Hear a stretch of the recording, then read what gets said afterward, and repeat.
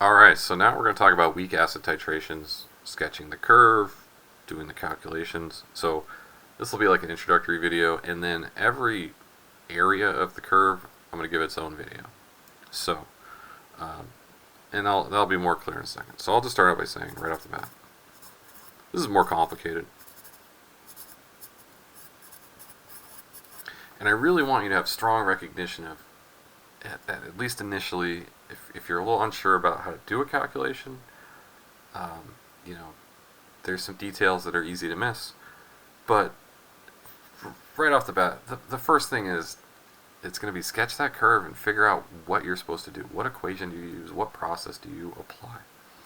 So if I sketch a weak acid titration curve, and again, this will just be monoprotic. You know, we'll have our pH, we'll have our volume of base added, and remember it's going to have that little uptick first, flat line, and then, you know, relatively it's going to, you know, it's not going to be like that. It's going to be, and it might be a little bit, you know, more slope than that. Then we're going to jump through, something like that, right? This is not, you know, this is going to be a pH above 7 at our equivalence point, and then we have a number of areas to work with here. So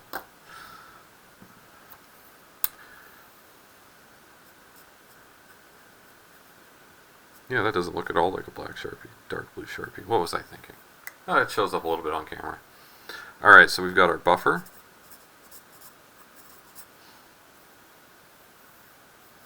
Our buffer region. So that's where we use the Henderson-Hasselbalch equation. That almost just looks like a molecule. There we go. Now you know it's an equation. Alright. What else have we got here? We've got our dilution area.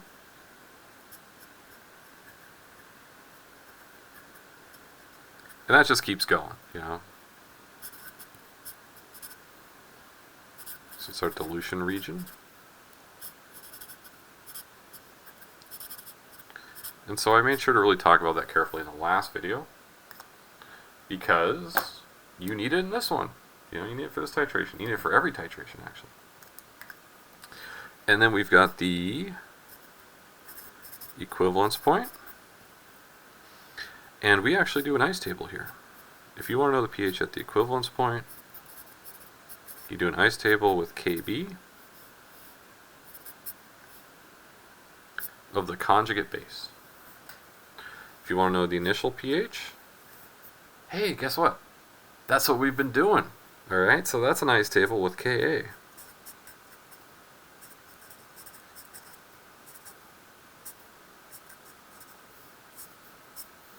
Okay, so we've got 1, 2, 3, 4 areas. And then there's one extra thing I want to add. It's not in a new region, but right in the middle of this buffer region is what we call the half equivalence point.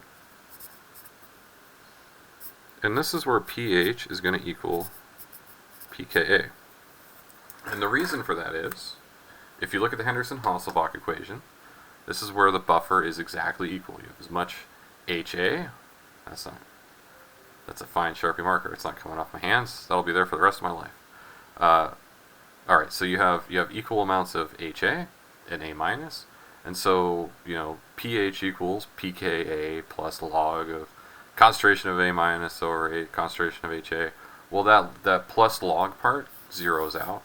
Remember we talked about that, so that's a perfect buffer is, you know, or the most effective buffer is going to be where pH equals pKa. Well, guess what? That's square in the middle of your buffer region. Okay? So if you're just a little bit off from the half equivalence point, which is half the volume of the equivalence point, that's where the name comes from. So if this was a 50 milliliter to get to if it was 50 milliliters of titrant to get to the equivalence point, 25 gets you to the half equivalence point. Because last I checked, 25 is half of 50.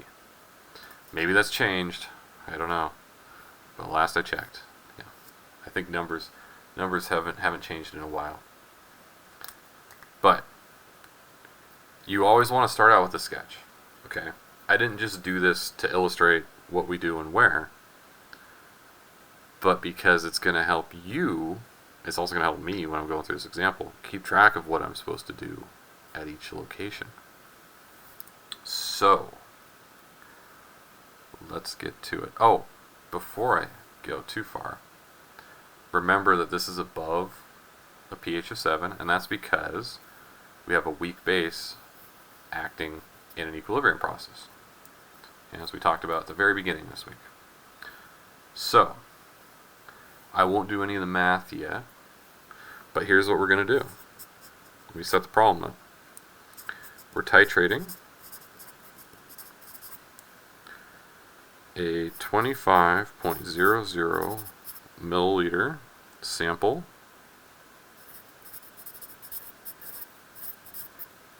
of formic acid.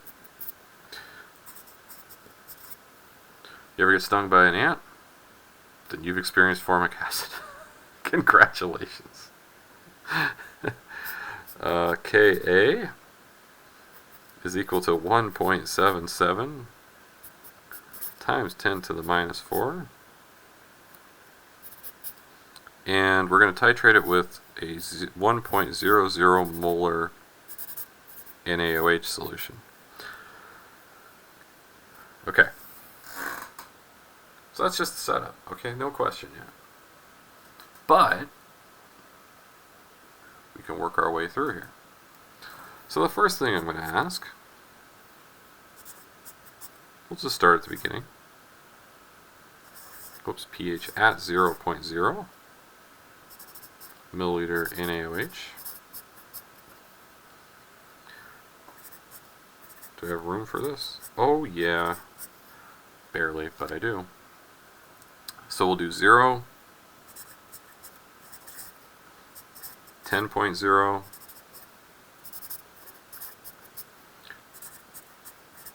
and so this will be a video, this will be a video, and hopefully they're not all half hour for my sake and yours. And then we'll do 12.5. Oops, I'm leaving some zeros off. You do a good titration. You want to go with 1/100 of a milliliter, right? Yeah. The answer is yes. Yes, you do. No one ever likes to read the burette that close, but you're supposed to. Alright, and then 25.00. Technically, I could choose like an infinite number of points, but I just want to highlight one from every region. And every region of our pH titration curve. And 35.00 milliliters. So, you know, if you just had the numbers, like if you we were starting here, what would I do? Sketch this bad boy out, figure out my equivalence point, and guess what? Guess what? We get to use the shortcut. Oh, I forgot the... Yeah, that's the same molarity. There we go. So it's a 0.1 molar formic acid. Maybe I said it before, but I definitely didn't write it, apparently. So this is a 1-to-1 reaction, monoprotic acid. It's only got one Ka value. If it had a second Ka value, guess what it is? It's a diprotic acid. I wonder if my microphone picked that whisper up. I don't know. I said diprotic acid if it didn't. You have Ka1, Ka2. If it's triprotic, it would be Ka3. If you just see Ka, no number, monoprotic acid. NaOH, that's just, there's only one hydroxide in that base. So, I wonder if there's a word for that. If there is, I don't know. Hydroxic? I don't know. Good thing I have that big fancy degree. It's a 1-to-1, equal concentrations. Guess what our equivalence point is? It's the volume of the sample, 25 milliliters. Did I ask for the pH at the equivalence point? I did. So what do we do here? This is an ice table with the conjugate, that's Kb for our conjugate base. Alright. What about at 0? Well, we do an ice table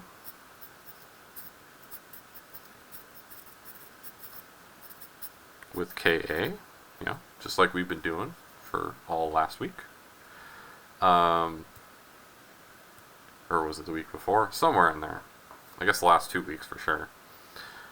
pH at 10 milliliters. Well, it's somewhere in here, but is that the half equivalence point? Let's see. No, 12.5 is the half equivalence point. Well, this will be easy. This is just pH equals pKa right here. And at 10, we use the Henderson-Hasselbalch equation.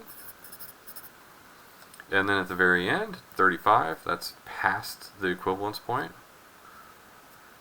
So this is our half equivalence point. Oops, half equivalence point. And this is our full equivalence point.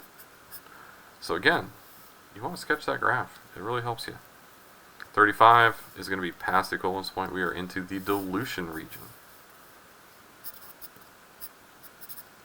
So we're going to use the dilution equation. Alright, and so we're just going to work our way through. I'm going to lump 2 and 3 together in one video, but otherwise they're each getting their own. So, to kick things off, excuse me, we're going to do the calculation at 0. This should be a nice little trip down memory lane. There's nothing new to it. We haven't even started our titration yet. This is just an acid solution. So we'll start there and we'll just kind of work our way through.